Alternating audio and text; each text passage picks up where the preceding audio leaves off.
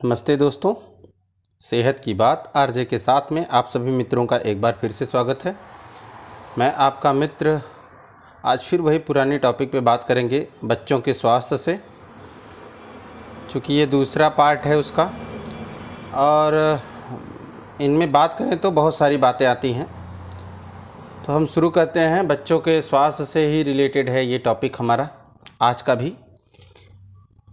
चूँकि बच्चे जो होते हैं उनमें जो समस्याएं आती हैं, ज्वर का, मौसम भी बदल रहे हैं, डायरिया का, उल्टी का, दस्त का, तो ये समस्याएं आती हैं दोस्तों। तो हमें क्या करना है और क्या उसका इलाज है, क्या कैसे रख रखाव है, उनके साथ कैसा व्यवहार, कैसा खान पान होना चाहिए, ये सारी बातों पे हम आज डिस्कस करेंगे। आज हम बात कर रहे हैं ज्वर संबंधित बीमारियों पे और उचित उपचार या देखभाल से ठीक हो जाते हैं, नहीं तो मोटा खर्च आने को तैयार हो जाते हैं। ये होता है, जैसे बच्चों में दो प्रकार के फीवर होते हैं, एक अल्प कुछ समय के लिए, एक दीर्घ मतलब जीर्ण पुराना। ये दो टाइप के फीवर होते हैं। तो आप इसके लिए क्या करेंगे, घर में कुछ उपाय है वो आप कर सकती हैं। जैसे बच्चों का टेम्परेचर देखते रहें, बच्चों के बारे में कुछ जानकारी लेते रहें कि क्या दिक्कत क्या नहीं आ रही है, क्या परेशानी हो रही है बच्चों को। तो सबसे पहले बच्चों का टेम्परेचर आप देखें, जो कि 97 से 98 फ़ारेनहाइट्स तक होता है। और जब बच्चा पैदा होता है उसका जो हृदय गति होती है, जो होता है वो तकरीबन 100 से 160 होता है। उसके बाद एक साल तक उसका 120 140 होता है। फिर 2 साल के जब बच्चे होते हैं तो 80 से 130 होता है। और जब वो 4 साल के बच्चे होते हैं तो 80 से 120 हो जाता है। और वही चीज़ जब 6 साल के होते हैं तो 75 से 115 तक उसका हार्ट बीट हो जाता है। और 8 साल के बच्चे 70 से 110 तक होता है। तो ये तो उनका हार्ट बीट और बाकी बीपी, पल्स वगैरह जो होता है, ये इसका रेंज होता है। आप अपने बच्चों का समय दर समय परीक्षण करते रहें, ठीक है। उनमें क्या हो रहा है, क्या परेशानियां हो रही हैं, जैसे कि उनके सीने में जकड़न तो नहीं ना हो रहा है, इन पर ध्यान दें। श्वसन में कोई दिक्कत तो नहीं हो रही है, निमोनिया या ऐसा सारी चीज़ें नहीं हो रही हैं। उनका हृदय गति तेज़ तो नहीं चल रहा है, ये भी बात पे ध्यान दें। उनके रंग, कलर वगैरह, त्वचा का भी देखभाल करते रहें। उनके मल मूत्र में भी ध्यान देते रहें, कम ज़्यादा या पतला या ऐसा कैसा हो रहा है। क्योंकि आपको इलाज करने में या डॉक्टर को समझाने में आपको अच्छा लगता है। तो एक तो ये हो गया, वातावरणीय कारण जो होता है वो भी बहुत बड़ा होता है। जैसे हमारा मौसम की वजह से भी जब बदलाव होते हैं तो बच्चे में बीमारी आती हैं। और उसके लिए जब बीमार होते हैं तो आप मोटा खर्च करने के लिए तैयार हो जाते हैं।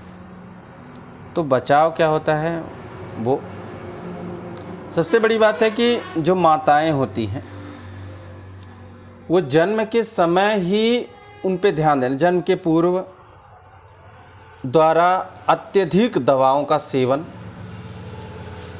और इस सेवन से उनके लीवर में हो जाता है सूजन। तो जब डिलीवरी वगैरह होता है तो डॉक्टर कहते हैं कि, या एक्सपर्ट कहते हैं कि इसको पीलिया हो गया है या एनीमिक हो गई है, तो वो माँ का कमी है।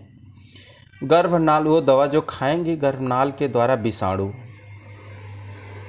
बच्चों में जाता है, बैक्टीरिया जाता है, वो उन्हीं के द्वारा पहुंचता है।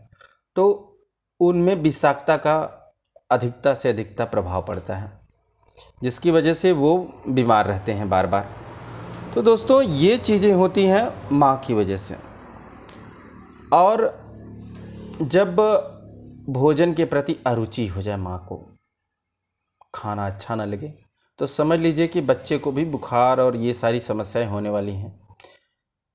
और इसी सब कारणों से वो वंशानुगत हो जाता है, हेरिटेशन या वंश जैसे पीढ़ी दर पीढ़ी चला आता है। तो ये चीज़ों पे अगर आप ध्यान रखेंगे तो बच्चे स्वस्थ रहेंगे। जिससे आप उनका हॉस्पिटल का चक्कर लगाना भी बच सकता है। नहीं तो आपको हॉस्पिटल का चक्कर, बाकी डॉक्टर का खर्चा, ये सारी चीज़ें बढ़ती चली जाएंगी दोस्तों। मोटा धन का समय आपका और आपका भी स्वास्थ्य गड़बड़ होता चला जाएगा। सबसे बड़ी सावधानियां होती हैं बच्चों में कि जब बच्चे जन्म लेते हैं तो उनको ना त्वचा में या तो इंजेक्शन नहीं देना चाहिए दोस्तों, जिससे उनके अंदर टॉक्सिक इफेक्टिव होने के चांसेस बढ़ जाते हैं। टॉक्सिक लेवल बढ़ता है, जिससे उनको बीमारी भी ज़्यादा से ज़्यादा आती है। ये तो उनकी समस्या हो गई। एंटीबायोटिक का डोज भी उनको बराबर से ज़्यादा नहीं देना चाहिए, या आप अपने एक्सपर्ट से की सलाह से ही उनको ये सब सारी चीज़ें करें।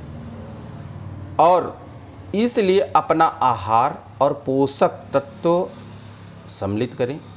माताओं को ये ध्यान होना चाहिए कि हमें अपने लिए नहीं, अपने बच्चों के आहार पोषक के लिए ये सब करना है, जिससे आपका बच्चा का स्वास्थ्य और खुशहाल रहे। ये सारी चीज़ों पे अगर ध्यान देंगे तो बच्चे आपके हमेशा स्वस्थ रहेंगे। नहीं तो आपका खर्चा बढ़ने वाला है और आप लंबे खर्चे में जाने वाले हैं दोस्तों। तो आज का जो विषय था बच्चों से रिलेटेड, मैंने आपसे उससे बात किया। धन्यवाद दोस्तों।